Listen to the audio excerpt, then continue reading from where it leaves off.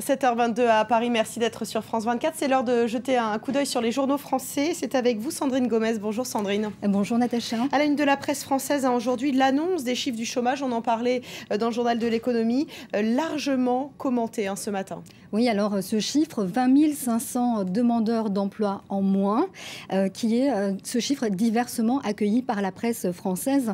Prenez par exemple Libération avec ce titre, François Hollande fait trembler le chômage carrément, car pour la première fois depuis 2 ans et demi, ces chiffres du chômage ont baissé pour la catégorie des Français qui sont sans emploi.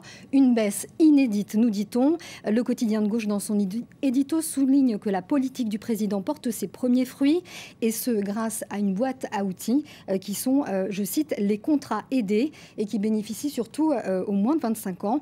Pour la première fois, le gouvernement a désormais des chiffres objectifs pour défendre sa politique. Alors des chiffres encourageants, rassurants pour les uns, presque suspects pour d'autres. Oui, alors pour Le Figaro, il y a presque l'ombre d'un doute qui plane sur ces chiffres. Au cœur d'un automne meurtrier, nous dit-on, marqué par les fermetures d'usines et les plans sociaux, comment le gouvernement réussit donc cet exploit de faire reculer le chômage? Eh bien, grâce au fameux, encore une fois, emploi aidé, nous dit le journal, mais ces emplois permettront, si ces emplois permettront à François Hollande de faire reculer le chômage avant la fin de l'année, il se fera à quel prix, s'interroge le journal, car ces contrats d'avenir ont un coût, ils sont à la charge de l'État, ils creusent les déficits. Or, nous met en garde le journal, quelle est la potion magique des socialistes pour réduire les finances publiques? Eh bien, c'est cet impôt qui tue la croissance. On parle beaucoup de la crise, bien sûr, Sandrine. Il y a un secteur qui s'est développé et qui est en pleine croissance, qui est pourvoyeur d'emplois. C'est le secteur de la fripe, du vêtement d'occasion. Mais il y a un revers de médaille. Expliquez-nous. Oui, alors ce revers de la médaille, eh bien, c'est cette guerre des chiffonniers qui est à lire dans le Parisien.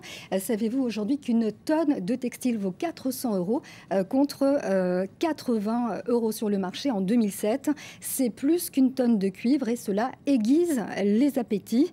Au cœur de l'enquête du Parisien, eh bien, il y a Le Relais qui est une filiale d'Emmaüs, une association caritative, leader de la récupération et qui est victime aujourd'hui d'une cabale, nous dit le journal. Elle est victime de ses concurrents pour contrôler un marché donc juteux, des entreprises qui sont prêtes à tous les coups bas, des entreprises privées. Alors, il y a des pillages, il y a des vols de conteneurs du Relais. Certaines ont même ont été équipées de balises internationales et ont par la suite été retrouvées, par exemple, dans des pays comme le Portugal avec le nom d'un concurrent.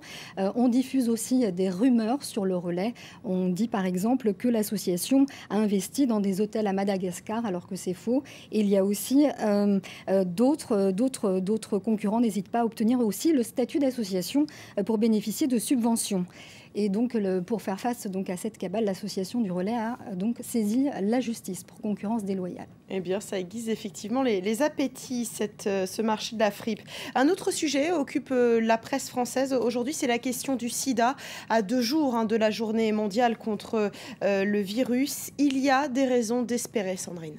Oui, alors encore une fois, les chiffres sont parlants. Dans les pays pauvres, là où se concentre l'essentiel des malades, 10 millions de personnes étaient soignées en 2011, contre une centaine de milliers à peine en 2000. Tout cela grâce à l'aide internationale qui a permis un meilleur accès aux traitements, les trithérapies. Les programmes mis en place ont favorisé une baisse des prix et l'octroi de licences gratuites à des fabricants de génériques dans les pays les plus pauvres. Et l'offre des industriels s'est aussi adaptée en la matière. Ils proposent par exemple des prix variables suivant les pays. Aux pays les plus pauvres, ils vont par exemple proposer un médicament à 250 € contre 740 € par exemple dans un pays dit intermédiaire. Et puis il y a aussi la concurrence entre fabricants de génériques qui a permis également une baisse considérable des coûts des traitements. Et là encore, il y a donc ces chiffres. On est passé par exemple de 10 000 $ par an et par personne pour se soigner la maladie du sida en 2000 à 100 $ aujourd'hui. Merci beaucoup Sandrine Gomez, c'était la revue de presse française. Restez avec nous, l'information continue dans une poignée de minutes, un nouveau journal.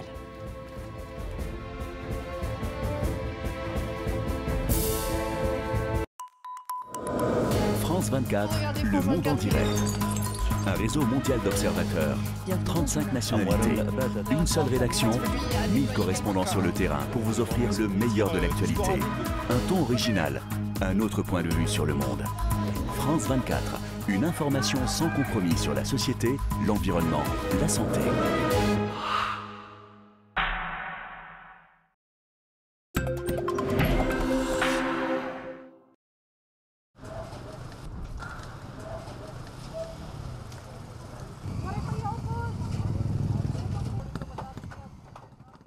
Envoyez vite vos dons à Action contre la faim. Boîte postale 73 75 014 Paris. Chaque minute compte.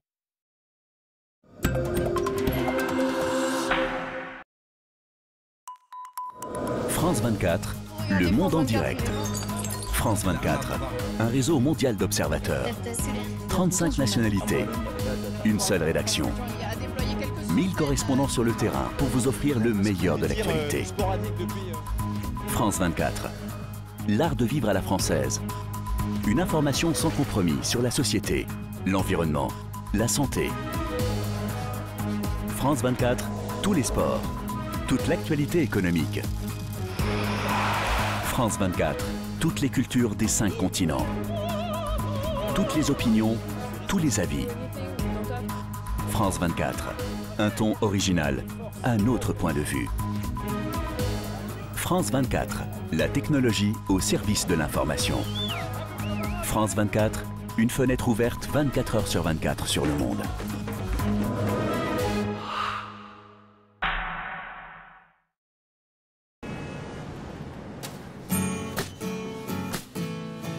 Can't you see the moon belongs to us?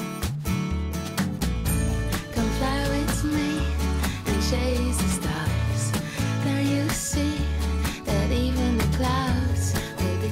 Le service auquel on ne s'attend que dans les airs. Brussels Airlines, vivez notre passion.